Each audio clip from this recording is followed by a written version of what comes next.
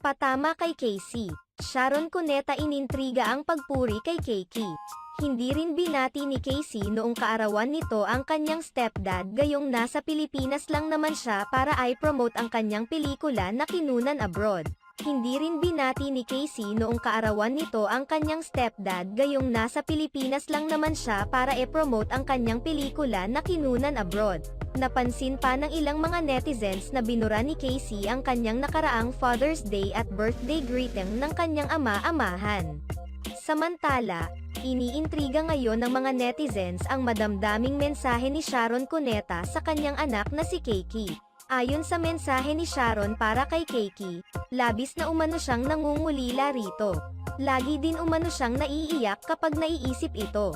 Kasalukuyang nasa ibang bansa ngayon si Keiki para sa pag-aaral nito. Sobra umanong na-appreciate ni Sharon Cuneta ang pagiging